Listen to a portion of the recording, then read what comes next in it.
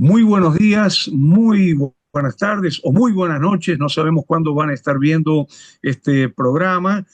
Habla Jorge Dubati, estoy aquí acompañado por Noralía Sormani y Grisi Santomauro. Hoy no va a estar con nosotros Pablo Mascareño por cuestiones que está dictando su taller sobre crítica teatral en la Escuela de Crítica Teatral, pero sí nos va a acompañar con su comentario crítico en la sección No se lo pierdan.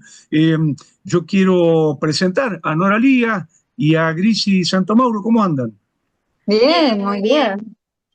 Muchas gracias. Yo quiero recordar que este es el programa que hacemos con la Asociación Argentina de Espectadores de Teatro y Artes Escénicas, que ya tiene su personería jurídica desde el año 2019. Es la primera asociación reconocida por el Ministerio de Justicia, ya no de directoras o directores o de músicos o de dramaturgos o de escenógrafos, sino de espectadores, lo cual habla del nuevo protagonismo de las y los espectadores en el campo teatral. Y sin más preámbulo y agradeciendo que nos estén viendo en este programa, espectadores, mucho más que espectadores, quiero decir que estamos con, digamos, la enorme alegría de tener invitado a Gonzalo de María. Muchas gracias, Gonzalo, muchas gracias. Un placer. La verdad, Gonzalo de María, te consideramos una de las referencias fundamentales en la renovación del teatro argentino, yo diría centralmente de los últimos 30 años. Cuando uno ve tu producción, enorme producción, ya son más de 40 títulos, mucho trabajo además dentro del teatro musical. Bueno, sos historiador, no, estás en este momento dirigiendo el Teatro Nacional Cervantes, es decir, múltiples tareas siempre vinculadas con el teatro, pero también, Gonzalo, sos novelista, por ejemplo, ¿no? Es decir, sos, como se decía antes, sos un verdadero polímata, sos un hombre múltiple en este sentido. Y empecemos, si a vos te parece bien, hablando de el libro que vamos a presentar esta noche. Yo lo tengo aquí, es el volumen que publica la colección El Gran Teatro de Losada. Contanos un poquito qué contiene este libro, que es una enorme alegría realmente su publicación.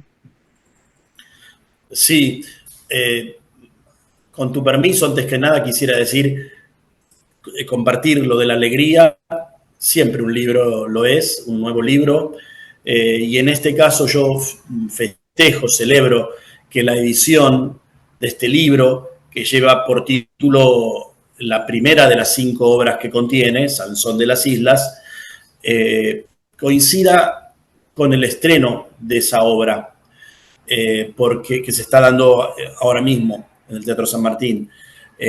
Digo esto porque en una época de nuestra historia, de la historia argentina y de la historia del teatro aquí, era totalmente común que los estrenos coincidirán con las publicaciones a través a veces de esas revistas de kiosco, como eran Bambalinas, La Escena, eso en los años 10, 20, luego aparecieron otras, la de Argentores, Carro de Tespis, pero bueno, el caso es que los textos se publicaban y se estrenaban en simultáneo. Eso dejó de ocurrir por diversas razones hace un tiempo y bueno, de ahí que me ponga especialmente contento esta recuperación. Ojalá que que se imite, que sea grande. Qué bueno lo que decís y quiero aclarar, no es raro que ya empieces hablando de historia, ¿no? Porque está, tu dramaturgia está muy relacionada con la historia, pero además tenés una serie de libros de historia. Enseguida vamos a hablar un poquitito sobre esta cuestión, ¿no? Pero contanos un poquito, además de Sansón de las Islas, la obra que está dirigiendo Emiliano Dionisi en el Teatro San Martín, hay 4 obras más, ¿no es cierto?, dentro de este libro, que es en realidad el segundo tomo que publica Losada en la colección Gran Teatro. Losada nada menos. Eso es otro orgullo, que sea Losada precisamente, en fin, por toda la historia que tiene aquí en España. Entre los otros títulos está El romance del Baco y la vaca, que igual que Sansón es una obra estrenada. En el caso del romance, yo creo que la estrenamos antes de la pandemia, debe haber sido, sí, el 19, la sigue haciendo Marco Antonio Caponi, que es para quien la escribí, un gran actor y un gran amigo. Es una obra en verso que habla de los amores de un gaucho y su vaca. Amores no platónicos, amores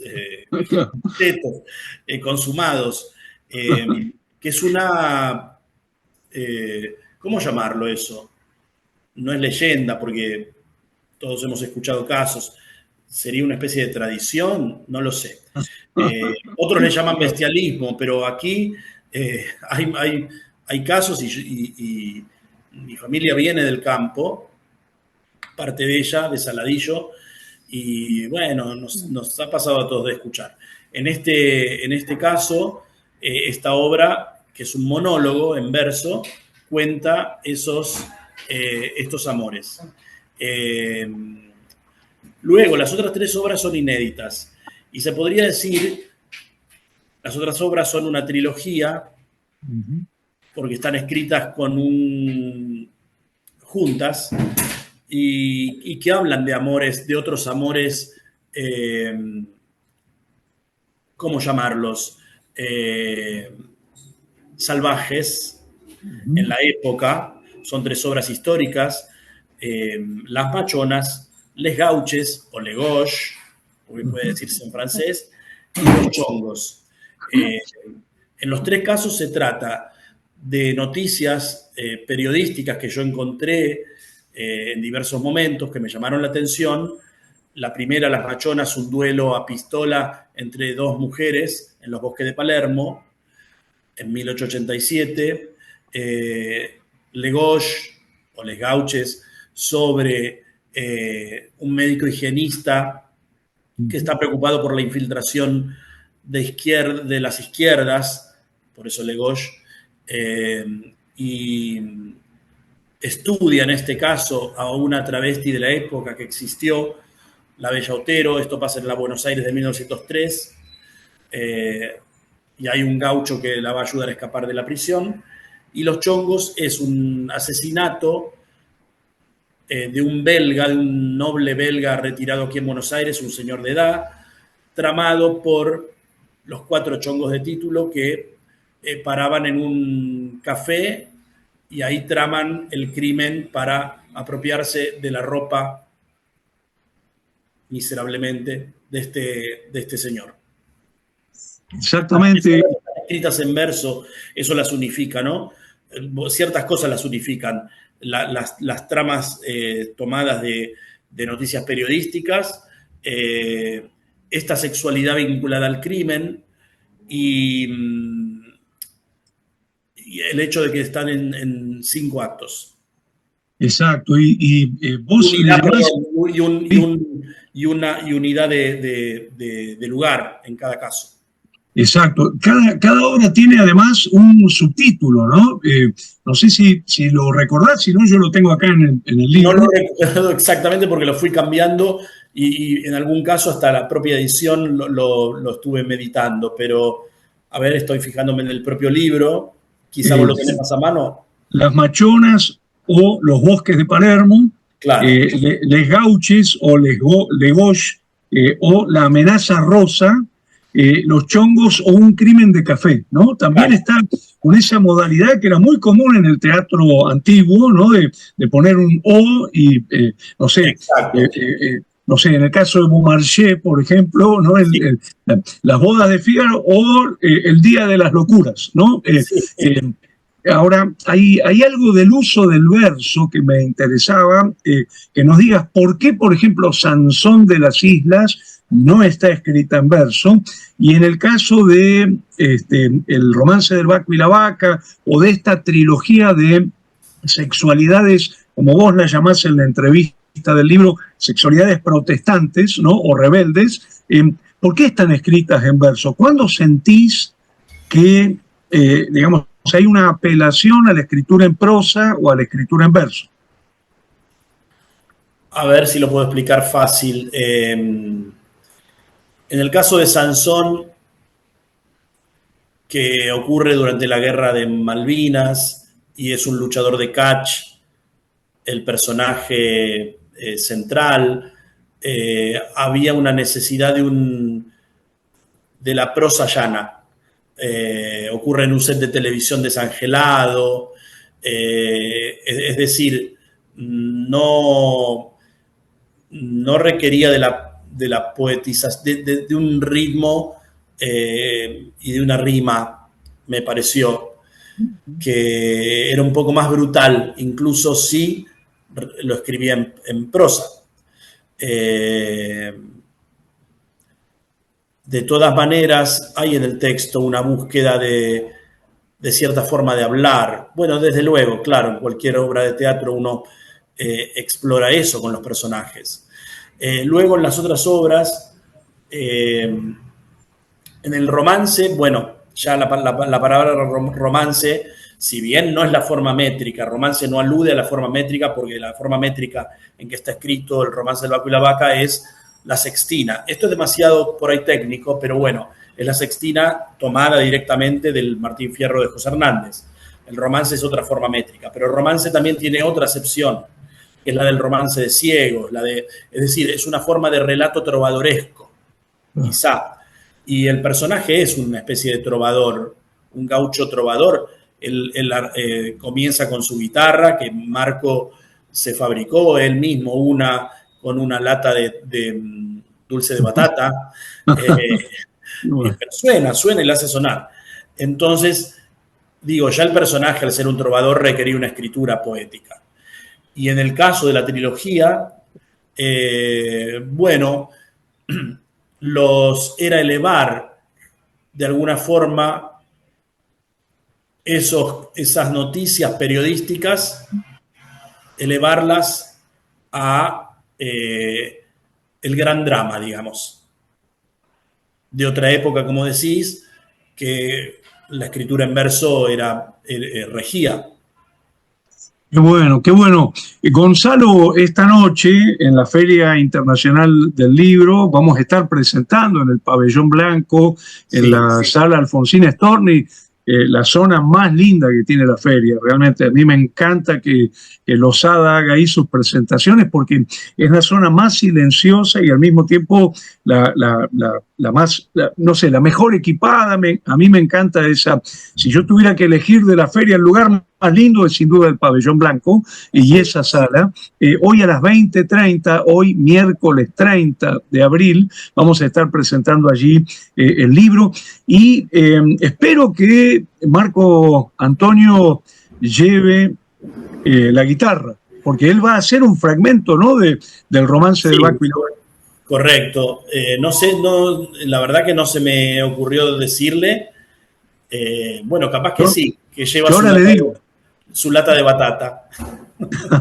y va a estar también Alejandra Flechner haciendo un fragmento de otra obra tuya que sigue en cartel con muchísimo éxito, que realmente es una obra bellísima y también está escrita en verso, ¿no es cierto? Incluida en el primer volumen de Losada. Exactamente. A mí me gustaría nombrar las obras que están en el primer volumen, que son El Cordero de Ojos Azules, La Maestra Serial, El Diario del Peludo, Deshonrada y Tarascones, ¿no? Y la que va a estar es Alejandra Flechner haciendo un fragmento de Tarascones que se hizo muy famoso porque, dicho en criollo, es una sarta de puteadas maravillosas escritas en verso. Sí, ya se pasa de revoluciones, vamos a decir. Y ese es el humor por la exageración y es el humor de lista, digamos, de las listas como tiene tanto Rabelais en Gargantúa y Pantagruel. Bueno, funciona así, por acumulación. Bueno, qué bueno. Gonzalo, me gustaría decir que, bueno, hay muchos temas para hablar con vos, pero decir que estás en el Teatro Nacional Cervantes y seguís desarrollando al mismo tiempo tu escritura, tu investigación, porque está por salir un libro, me gustaría que nos cuentes un poquito, un libro sobre la revista. Se viene el estreno de la revista del Cervantes y sale un libro que vos coordinaste, digamos, que tiene mucho que ver con un libro anterior que publicaste en el Instituto Nacional del Teatro, de historia de la revista porteña, en los orígenes de la revista porteña. Contanos un poquito del espectáculo que se va a estrenar en el Cervantes y también del libro que se está por publicar. Bueno, empiezo por el libro. El libro en realidad es una idea de la Secretaría de Cultura, que yo agradezco y aplaudo, porque cuando yo le conté al secretario de Cultura, a Leo Cifeli, sobre la idea de hacer este espectáculo de revista, a la que él adhirió enseguida y en fin,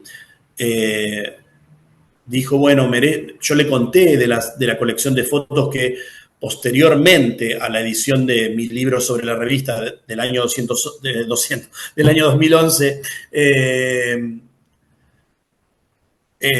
dijo, bueno, merecería la pena recuperar todo ese material visual, porque un libro de teatro tan específico, que no tenga imágenes, sobre todo un libro, sobre todo en el caso de un teatro de espectáculo, muy visual, como en la revista, se pierde. Entonces, bueno, decía, fue idea, y el libro es sacado lo saca la Secretaría de Cultura, que es básicamente mi propio libro, que yo cedí los derechos, revisado, ahí sí me ocupé yo mismo de revisar el texto, corregir algún error, que son inevitables en ese tipo de estudios, aumentarlo con algún dato que conseguí a posteriori, pero sobre todo es un libro visual.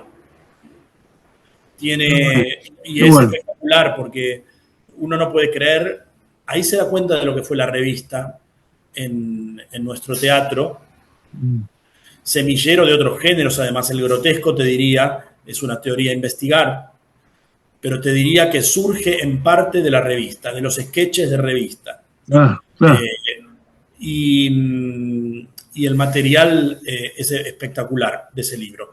Después, con respecto al espectáculo en sí, yo sé que para mucha gente va a sonar iconoclasta que el Teatro Nacional Cervantes haga un género ínfimo, como se lo llamó en su época. Así como existía el género chico, el sainete, el grotesco, existía el género ínfimo. El ínfimo era la revista. Pero ese género ínfimo fue realmente, como yo lo entiendo, la contribución más, no me crucifiques, Jorge, no me crucifiquen, chicas. Al contrario. La contribución más importante del teatro argentino a la cultura pop. Claro. La revista. Sí. Porque el sainete, que es espectacular, y el grotesco, no digamos, que es la sublimación, pero nunca alcanzaron la popularidad masiva del teatro de revistas, ni llegaron a ser, como ella lo fue, industria. Siempre hago la salvedad, con lo bueno y con lo malo que tiene lo industrial. Fue un semillero impresionante, y yo creo que el Teatro Nacional, nuestro Teatro Nacional, le debe un reconocimiento a ese género. Claro, pasó que no queda nadie vivo que haya visto esas revistas de los años 10 o 20, no puede quedar, y la memoria es la de una revista en decadencia, que también la tuvimos. Entonces entiendo que quien crea que vamos a hacer una revista así puede parecerle deprimente, pero lo que hacemos en realidad es rescatar el material de aquellos grandes autores. Tenemos 5 autores nuevos que han escrito el libro original, pero también hemos revisado para buscar cómo se escribía aquellas revistas, por ejemplo, de Nemesio Trejo, de Novión, de Alberto Novión, de Luis Bayón Herrera. Pensemos además que el cine argentino de la primerísima etapa, no de la muda, hablo de la sonora, claro, fue hecho por revisteros. No era otra cosa Manuel Romero, no era otra cosa Luis Bayón Herrera. Exacto, que además son grandes letristas de tango, por ejemplo, ¿no? Exactamente. Exacto, qué bueno, qué bueno. Gonzalo, es una maravilla esto que estás contando y me encanta esta idea de un libro de teatro que sean fotos, porque esto lo dice Eugenio Barba, ¿no? En Los cinco continentes del teatro y en El arte secreto del actor, que los libros de teatro deberían ser libros de fotos, ¿no? Por lo importante que es la imagen en el teatro.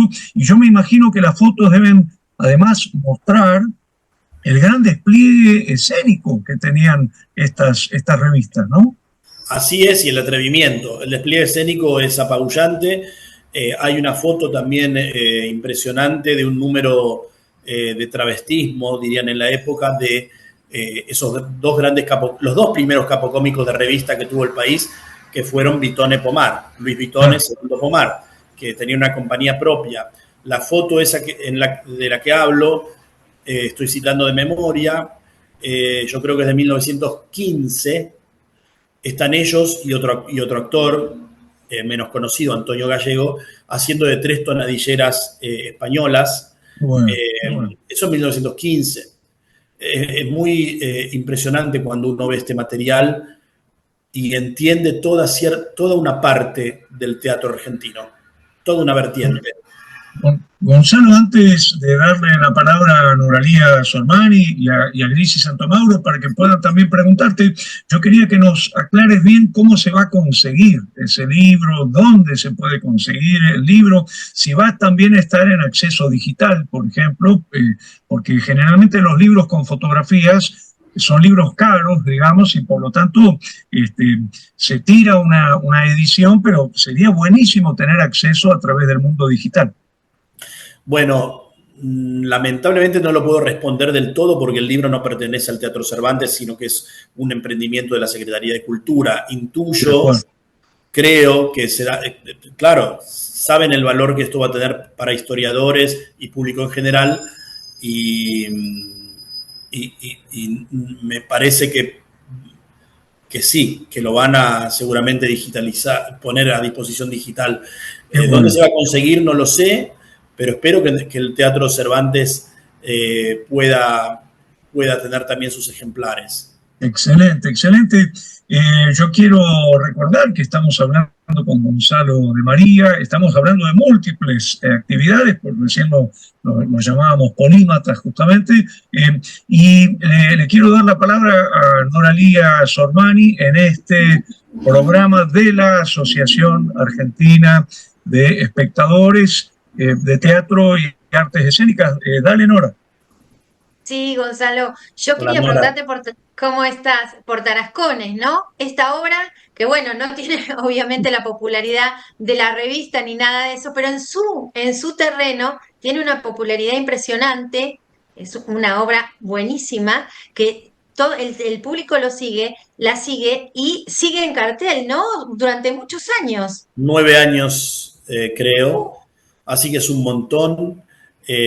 Bueno, son esas cosas que no se explican y que no... Además con el elenco original, hay que remarcarlo porque son 4 mujeres, también podría decirse que, bueno, las relaciones tienen también sus desgastes, sus cuestiones, pero no, ellas están siempre felices de hacerlo. En un momento hubo un reemplazo por embarazo, creo que de Eugenia Gerti, la reemplazó su hermana, Marcela Gerti, que ahora es una de las libretistas de la revista. Volviendo para atrás, agrego eso, que la revista, entre los 5 autores que nombré, tiene una autora. Es para mí una cuestión para subrayar porque los autores de revista, por una cuestión de época, sexista si se quiere, seguramente, eran hombres.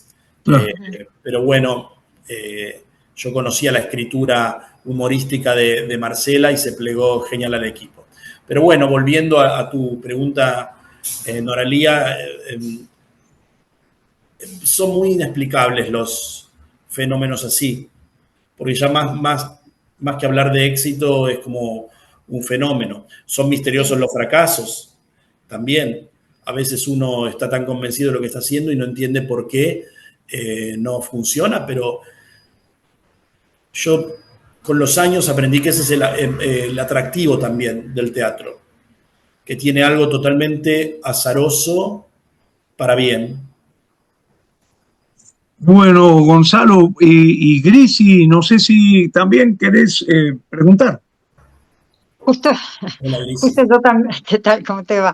Yo también justo me estaba enfocando en Tarascones, pero amplío un poco a Tarascones y el resto de las obras. ¿Qué pasaba con la recepción del público? Porque, por ejemplo, Tarascones se hace por primera vez en el Cervantes, que es un público teatral y que no es digamos, el gran público, el público popular de la calle Corrientes. ¿Qué diferencia notás vos? Digamos, ahora al haber ampliado tanto el abanico y que estas obras puedan circular también en el circuito comercial, ¿qué diferencia de públicos? ¿Cómo es la recepción, digamos, de los diferentes espectadores? Bueno, es parte del misterio que decía, porque estuvo angelada con el público desde el principio. En el Cervantes se agotaron las localidades de la sala Orestes Caviglia, que es donde se creó, que es una sala intermedia en cuanto a números de espectadores. Enseguida tuvo un boca a boca feroz. Sí, y una cosa muy impresionante que también era, digamos, les estaba hablando a quienes también se estaba representando y había una crítica social ahí importante. Sí, Con mucho humor hecha, pero bueno, era recepcionada perfectamente bien, era impresionante eso. Sí, muy y pasó interesante. también entre los públicos más raros, te voy a decir, la obra en un momento la llevamos a una cárcel de mujeres en San Martín fue, por contacto con un abogado amigo de una de las chicas que hace una obra importante ahí, Andrés López se llama, cuestión que nos invitó a hacer una función y todos accedimos porque además estábamos curiosos. Yo fui incluso a la función porque estaba muy interesado en ver cuál iba a ser la reacción de ese público. Bueno. Y la verdad que siempre lo cuento y siempre lo guardaré en mi memoria, porque en un momento, cuando arrancó la función, yo miré el público de presas que entraba a ese salón donde se iba a actuar, con muebles improvisados un poco, etc. Y me puse nervioso porque me acordé precisamente del monólogo de las puteadas que decía Jorge hace un rato. Y me pareció que ese público representaba un poco a esa criada que no está en escena y a la que insultan. Y me acordé de eso, me acuerdo que estaba el director al lado de mí, Ciro, y le dije, y ahora viene esto, porque me acordé en el momento y dije, ¿qué va a pasar acá? Y los dos nos inquietamos. Bueno, el resultado fue que llegó ese pasaje de las puteadas a la mucama de la obra, la criada, y el público de esas mujeres, pero se reía con unas carcajadas tan fuertes, tan festivas, Bueno, que yo dije, debe ser esto la catarsis cómica.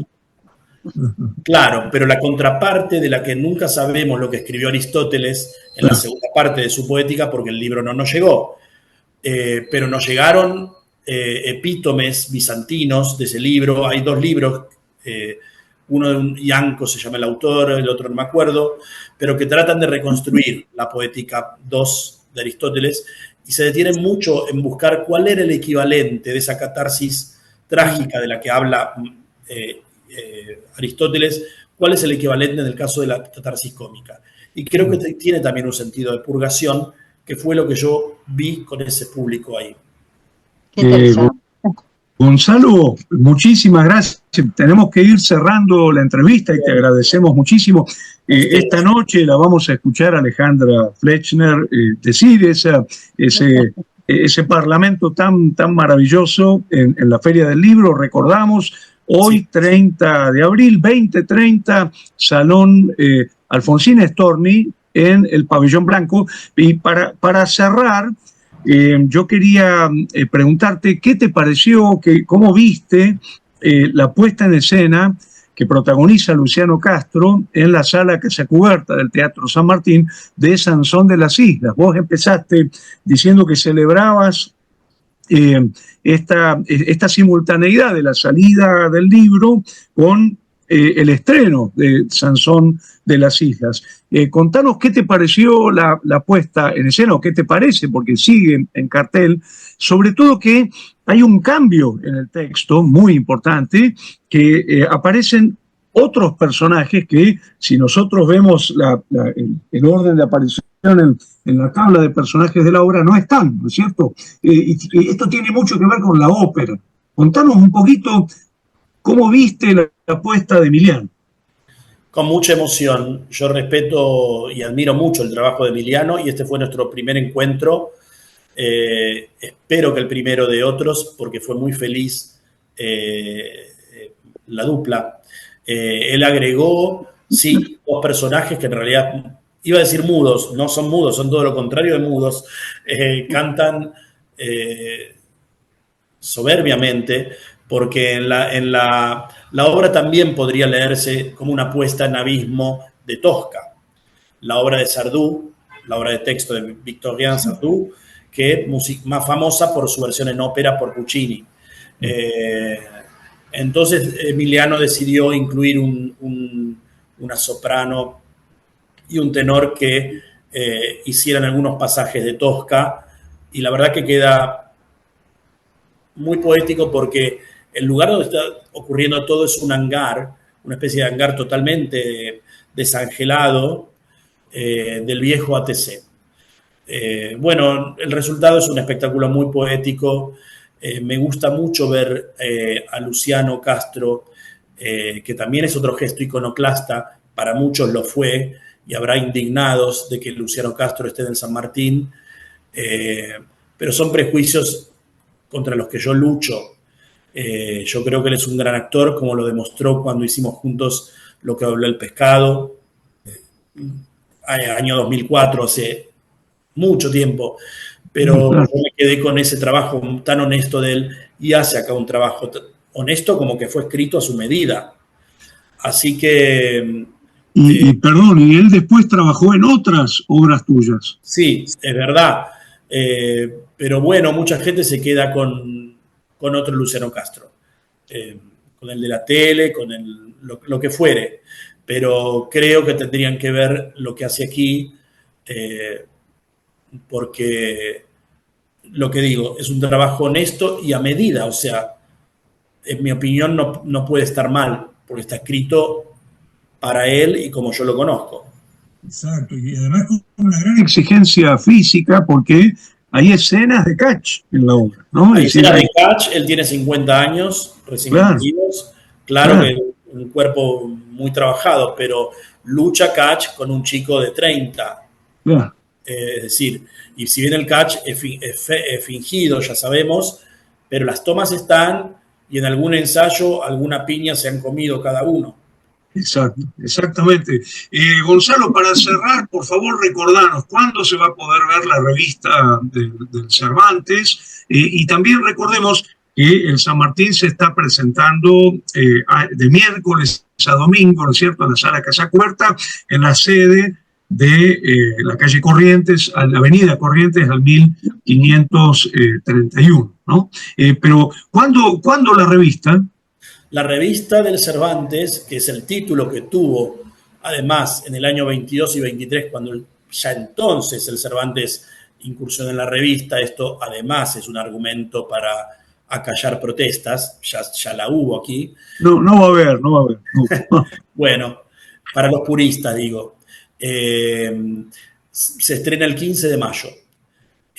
Y de verdad los esperamos, porque es un espectáculo hoy día.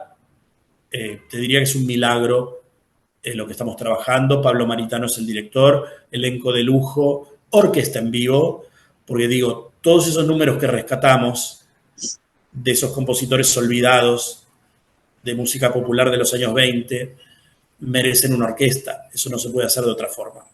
Ah, Gonzalo, recordemos que ya ha habido un antecedente en tu gestión muy importante, con mucho reconocimiento, con lleno absoluto en las funciones, que es la obra de García Belloso, ¿no? La primerísima, cuando él tenía 15 años, colaboración con el compositor afro-argentino, además, Zenón Rolón. Efectivamente, solo pudimos hacer 4 funciones porque los metimos en un hueco, pero estuvo lleno a reventar y tuvo mucha repercusión, y siempre queremos retomarla, porque fue otro orgullo resucitar esa partitura. El primer compositor argentino que anota el candombe. Qué bueno, qué bueno. Gonzalo de María, muchísimas gracias. Nos vemos a la noche en la Feria del Libro para presentar este libro que realmente marca un momento, un gran acontecimiento dentro de lo que es el campo teatral de la Argentina. Un abrazo, Gonzalo. Muchas gracias. Abrazos y gracias. Muchas gracias. Gracias. Nos vemos, nos vemos. Nos vemos, sí.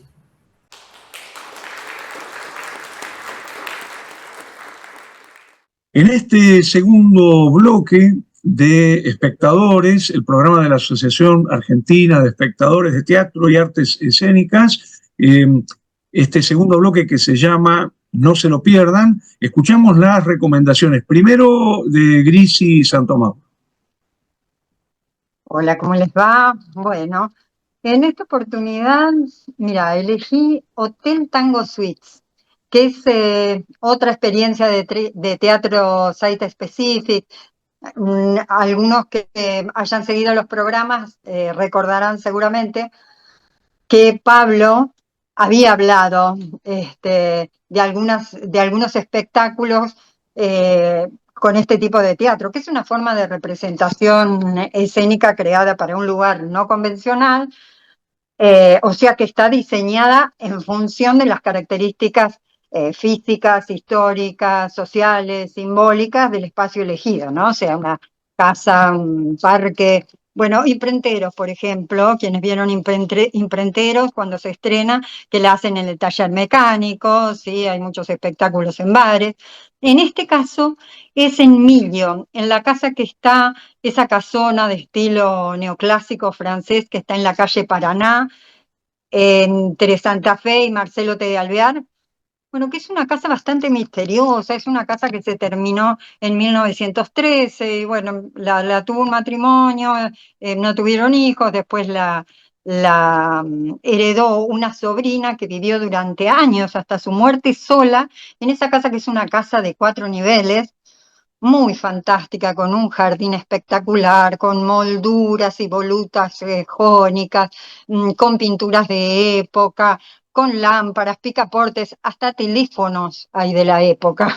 La verdad que es un espacio muy particular. Yo tenía cierto prejuicio, me parecía que era una cosa más turística, porque en realidad ahí hay una barra, fue durante muchísimos años, lo sigue siendo, un lugar gourmet, donde iba, me parece que otro tipo de público, pero esta vez han convocado, ya lo habían hecho en años anteriores, pero por periodos mucho más cortitos, pero han convocado excelentes coreógrafos de tango, como lo son Rubén Cuello, Ollantay Rojas, Leonardo Cuello, no sé si dije bien, Ollantay Rojas, Andrea Castelli y Milagros Rolandelli.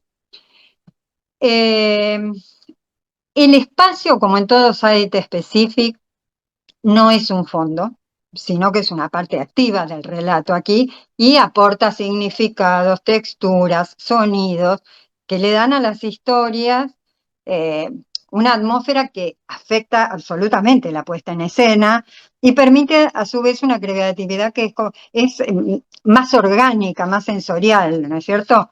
Incluso muchas veces va a determinar el desarrollo de la dramaturgia y se genera un diálogo muy interesante entre la arquitectura, el movimiento y los espectadores.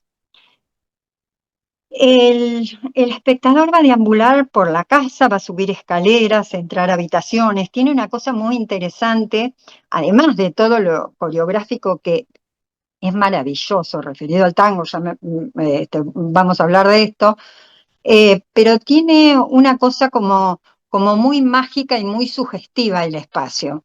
Los espectadores, en este tipo de teatro obviamente se eliminan muchas convenciones del teatro, no hay cuarta pared, el espectador se adapta al espacio y también es condicionado por él, así que hace todo como una performance en esa atmósfera que lo va envolviendo, y la experiencia teatral es realmente diferente.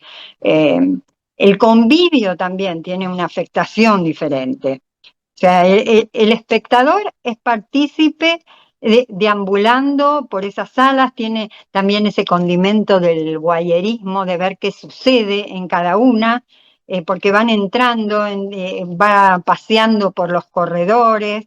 Es una experiencia realmente inmersiva. O sea, el espectador no es pasivo y participa intelectual, emocional y físicamente. Si bien es una experiencia referida al espectador menos controlada, es mucho más viva, le llega mucho más directamente. Eh, lo que, lo que es muy interesante es, bueno, está trabajado con dúos, con tríos, y lo que a mí me interesó mucho es lo que hace sobre todo Ollantay Rojas, que lo que hace es una deconstrucción del tango, no es un espectáculo de tango for export, como hay algunos en Buenos Aires, hay varios que siempre los turistas terminan ahí, no, esto es producto de una investigación muy profunda de deconstrucción del tango tradicional, si bien hay, por ejemplo, hay una pareja muy pasional y con un gran erotismo y una gran sensualidad, que tiene más condimentos de tango tradicional, pero va avanzando el espectáculo y aparece este otro lenguaje de movimiento de Ollantay, que también se pudo ver en el espectáculo No es tango, sí, que era todo con música de Piazzolla, pero hay todo esta búsqueda para acercar el tango a otros públicos y tener una mirada mucho más contemporánea del tango. Así que, bueno, esa es mi recomendación. Está todos los días jueves en Million.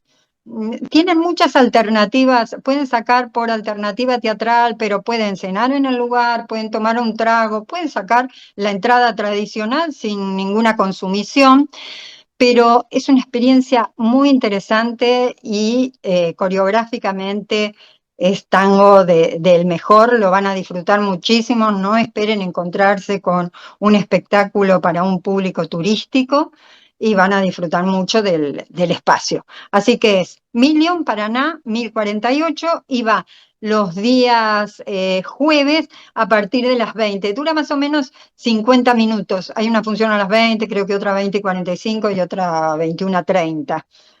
Así que también pueden elegir horarios.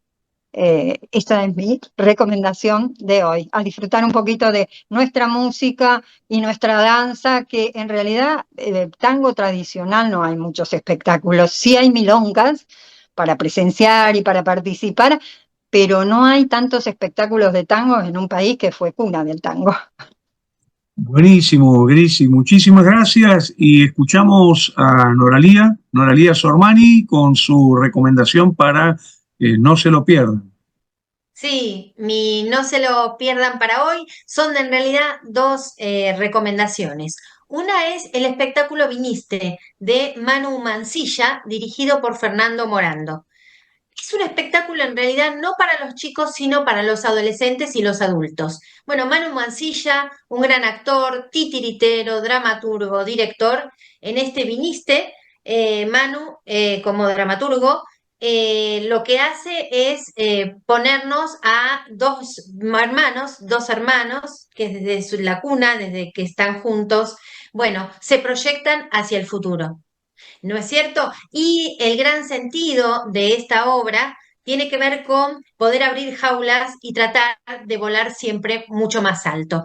Manu Mansilla trabaja siempre con estos grandes títeres de goma espuma, donde él constantemente interactúa con estos títeres, él siempre presente y a la vista, realmente un gran maestro de los titiriteros, sobre todo porque es muy personal, tiene un sello muy original y vale la pena verlo.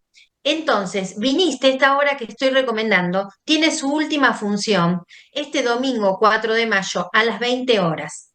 Yo les pido que no se lo pierdan. Lo interesante en el mundo de la titiritesca es ver las personalidades y el sello de cada titiritero. Y Manu Mansilla tiene su sello personal, por supuesto, en esta obra. Quiero recordar que Manu Mansilla, también trabajó en pandemia, fue un titiritero que trabajó en pandemia porque hizo un teatro del tapial cuando nadie podía salir a la calle. Él, en el muro de su casa, digamos, realizaba las funciones de este teatro del tapial para la gente que un poquito toda separadita participaba de la obra y como espectadores de la obra. Manu Mansilla es discípulo de Antoaneta Madjarova y de muchos otros titiriteros. Es un muchacho joven, pero ya es un maestro en lo suyo. Esta obra, Viniste, entonces, última función, no se la pierdan, domingo 4 de mayo a las 20 horas en Avenida Brasil 2640, que ¿saben qué teatro es? Es el Teatro Pompas Club de Artes, que es el teatro de los Pompa Petrillazos. Muchos de ustedes ya habrán empezado a ir y conocer también ese espacio. Esto en cartel y este domingo que viene. Pero quiero solamente dar un poquito más de tiempo para anunciarles que el 20 de junio regresa Derechos Torcidos, la obra de Hugo Midón con la música de Carlos Gianni. La obra se estrenó el año pasado en vacaciones de invierno y este año vuelve con el mismo elenco. Un elenco formado, como la obra lo pide y como lo hizo cuando se estrenó en el 2005 Hugo Midón, con niños. Tiene un artista que es Pocho, protagonista, adulto, que en esta oportunidad está hecho por Joaquín Catarineu, el hijo de Carlos, de Roberto Catarineu, y muchos chicos. Es un elenco de niños sobre el escenario que fueron seleccionados entre más de 500 niños en un casting. Estos niños bailan, cantan, hacen de todo. La obra del año pasado fue un éxito impresionante y bueno, Derechos Torcidos habla, como ustedes saben, de los de primero, que es el estreno después de 26 años del estreno original, ¿no? Pero además, esta obra está hecha 36 años después de la Convención de los Derechos del Niño, allá en 1989, perdón, cuando se hizo la convención, y de lo que habla es que muchos de esos derechos que se tendrían que cumplir están torcidos. Midón lo tomó de una autora que en un momento puso los derechos de los niños están torcidos. A partir de ahí, en el 2005 nace la obra, y miren la vigencia que estamos en el 2025 y este 20 de junio de 2025 se reestrena con este gran elenco de niños sobre la escena. Midón, para quienes no lo conocen, fue un renovador absoluto del teatro para las infancias y en este caso lo que hizo es, como en muchas otras de sus obras, poner a los niños y las niñas en el escenario, sobre la escena, actuar con una mirada muy cuidadosa y muy profesional sobre lo que esos niños hacen sobre la escena. Y fue el comienzo, estos niños fueron el comienzo de después grandes artistas. Pensemos, por ejemplo, en Fernando Dente, que trabajó en alguna de las obras de Midón cuando era muy chiquito y que ahora es un actor de comedia musical muy conocido. Entonces, Viniste de Manu Mansilla y Derechos Torcidos, que se estrena próximamente el 20 de junio. Muchas gracias, Noralía. En mi caso, ya que hablamos con Gonzalo de María, actual director del Teatro Nacional Cervantes, yo quiero comentar el Salón Dorado, el espectáculo que se está presentando en el Salón Dorado o Sala Luisa Beil del Teatro Nacional Cervantes. Lo primero que quiero destacar es que es la posibilidad de reencontrarse en escena con la producción narrativa de Manuel Mujica Lainez, uno de los grandes escritores argentinos, especialmente a través de un cuento llamado El Salón Dorado, que forma parte de sus cuentos completos y del libro Misteriosa Buenos Aires, un libro de 1950. Es tal vez uno de los mejores libros de Manuel Mujica Lainez. Podemos decir que hay una zona de la producción de Mujica Lainez que siente el paso del tiempo, pero esto no le sucede a Misteriosa Buenos Aires, que es un contario, llamémosle una colección integrada de cuentos que tienen como rasgo común distintas etapas de la ciudad de Buenos Aires. El cuento que corresponde al año 1904 y que cierra el contario es justamente El Salón Dorado, y lo dirige en la adaptación realizada con Marcelo Zapata, Oscar Barney Finn. Yo recordaría como garantía del valor que tiene Barney Finn como director algunas de sus puestas en escena, entre las más recientes, Juegos de Amor y de Guerra, la obra que protagonizó Luciano Castro con justamente texto de Gonzalo de María, El Diccionario, Noches Romanas, Evita y Virginia, Lejana Tierra Mía, grandes espectáculos teatrales dirigidos por Barney Finn. Pero también me gustaría recordar que Barney Finn es un gran director de cine y de televisión.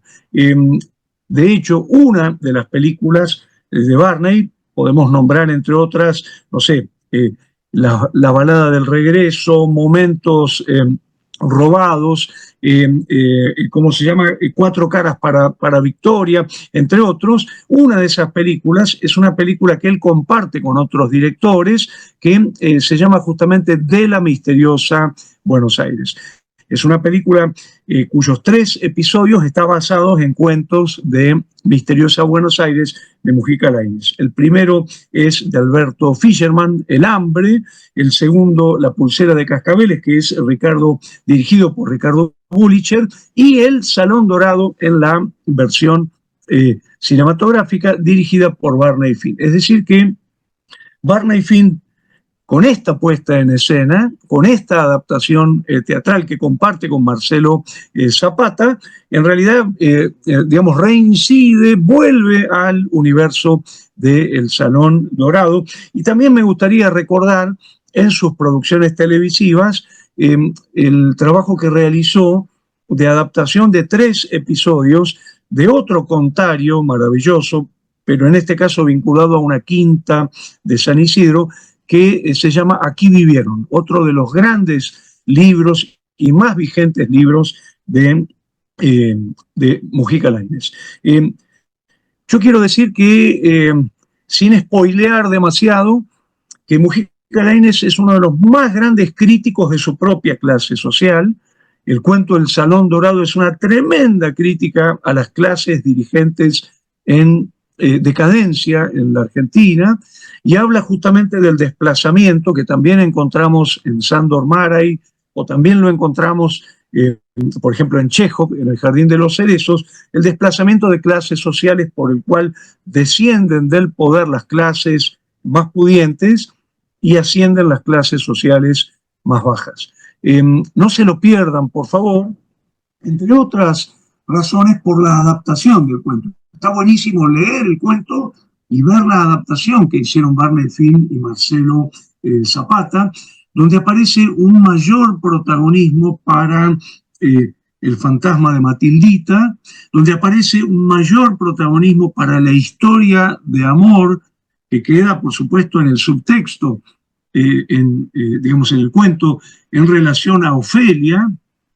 Bueno, y muchos otros cambios realmente muy relevantes. Yo también lo que quiero destacar muy especialmente son las actuaciones de Mercedes Fraile, de Lucila Gandolfo y de Malena Figó, y muy especialmente la integración de este espectáculo a un ciclo que se va a llamar justamente El Salón Dorado, que tiene que ver con algo que decía Grisi antes, que es el aprovechamiento del espacio del Salón Dorado del Teatro Nacional Cervantes como site specific, aunque ahora deberíamos llamarlo el Salón Verde o Verde Dorado, porque en la restauración de los entelados y de los telones originales de el Teatro Nacional Cervantes, es decir, aquellos que puso María Guerrero en el año 1921, en esa restauración se descubrió que no eran tan dorados, sino más bien verdes. Vamos a ver entonces los nuevos entelados en un verde dorado y ya francamente en un color verde profundo, los telones que separan con la sala mayor o con las salas laterales o la sala de ingreso. Recomendamos entonces fervientemente de jueves a domingo Teatro Nacional Cervantes, El Salón Dorado con dirección de Oscar Barney Finn. Bueno, y escuchamos la grabación de Pablo Mascareño con su recomendación. Hola, ¿cómo están? En esta oportunidad quiero recomendarles Cartas a mi hijo Federico, espectáculo escrito, interpretado y dirigido por María Marta Guitart. Se trata de volver, tras los pasos del universo lorquiano, de la obra poética del autor granadino, pero además sobre aspectos que hacen a su vida personal y desde un recorte, desde un sesgo muy poco transitado, porque se trata de pensar el vínculo entre Federico García Lorca y su madre, Vicenta Lorca. Justamente se trata de ese intercambio epistolar que sostenían madre e hijo en las ausencias de Federico, cuando Federico partía de gira, cuando iba a presentar sus obras, ya no solo al resto del territorio español, sino también a otros países como la Argentina, que es mencionada en el espectáculo. Cartas a mi hijo Federico tiene que ver justamente con eso, ¿no? Con esa comunicación entrañable, sentida, nostálgica entre una madre y un hijo. Encontrar un sesgo diferente para abordar la obra lorquiana es uno de los hallazgos de este material creado por María Marta Guitart. Corre agosto de 1936, la Guerra Civil Española ha comenzado, Federico es llevado por el gobierno civil y la madre de Federico comienza a experimentar la desesperación ante la ausencia y la búsqueda del paradero de su hijo. Es ahí cuando encuentra una caja con la correspondencia que ellos intercambiaron que tenía atesorada Federico. Esa correspondencia es la que se convierte en columna vertebral de la dramaturgia de este espectáculo, donde además emerge la poética de Lorca, donde además emergen los personajes lorquianos, y donde, por supuesto, aparece una pintura de época muy exacta que tiene que ver justamente con los comienzos de esa guerra civil española y del franquismo, que finalmente termina con la vida de Federico.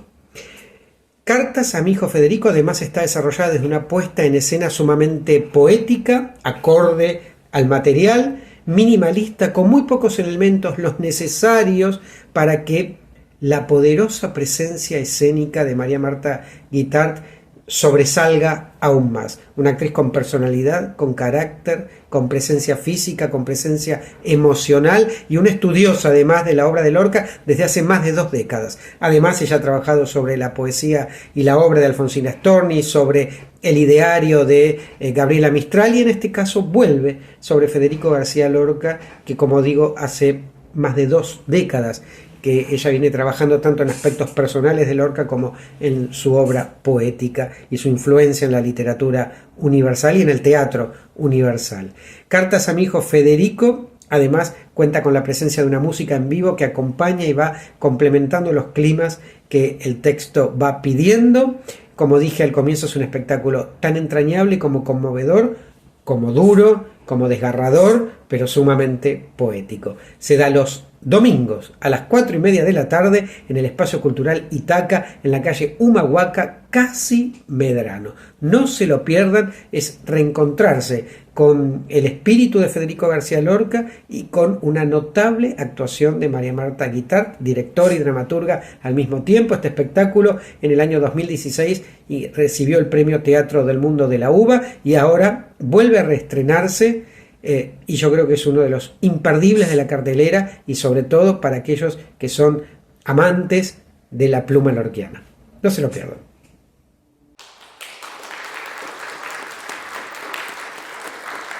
Bueno, muchísimas gracias Noralía Sormani, muchísimas gracias Grisi Santomauro.